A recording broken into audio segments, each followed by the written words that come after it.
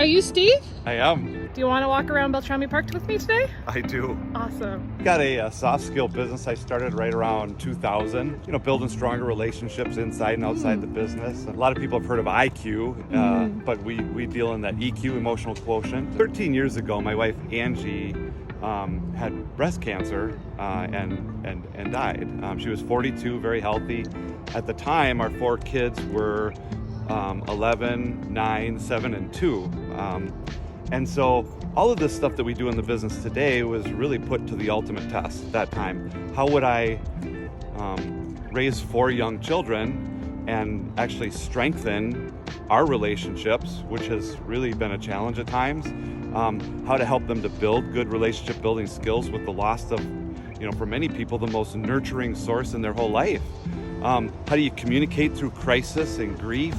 And then all of the emotions that were generated. I mean, not only did I have to watch my wife deal with breast cancer for 15 months and then lose her life to that, but I had to watch my kids watch their mother go through that. And so that challenge and all of that stuff, really created some insight that, humbly, I think really helps me be much more effective with, people that I encounter in my business today. But mostly it's dealing with people that have a strong desire to have better relationships. A lot of people come to the conclusion at one point or another that, their quality of life is really dictated by the quality of their relationships. And we're so focused on the words that people use, and we don't spend enough time really talking to one another about, okay, what does that mean to you? So we're focused on what people say, but not what they really mean by their definition. And so that creates, I think, low tolerance and a lot of conflict. A lot of the meetings that people get sick of are status meetings, where it's just an update, which is perfect for email or text because you're just sharing data. The thing that's tough for people are the meetings where there's some controversy or there's some drama or there's some really important issues that you have to talk about. Now, the science says that out of communication, 7% is words, 38% is the tone of our voice, but 55% is nonverbal body language. And so we need to be at least face-to-face on video or ideally in person to communicate 100% effectively. And so bottom line, you can eliminate some of your status meetings by using technology. That's a great way to save time and effort.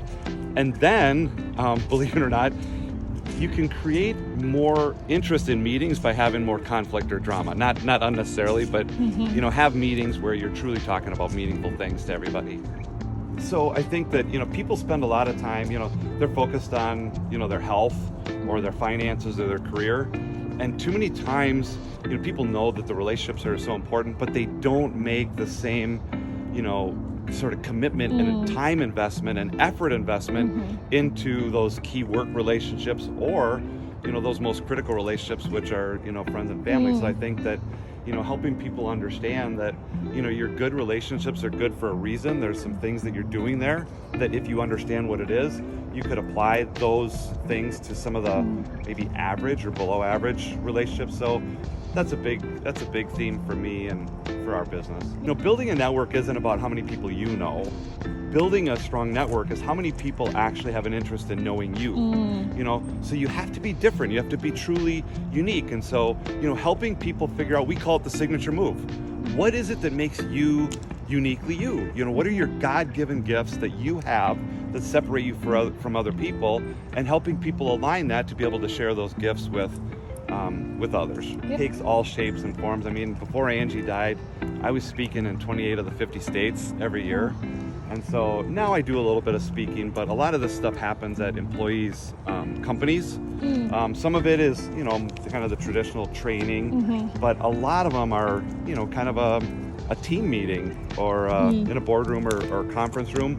And then there's a healthy amount of one-on-one, video conference, phone calls, or just face-to-face meetings. You can, all the social media stuff, which everybody has, Instagram, YouTube, Facebook, and it's just hegele.com. That's my last name, and if you plug that in, that'll most likely get you to some place where we're located on the web. Awesome.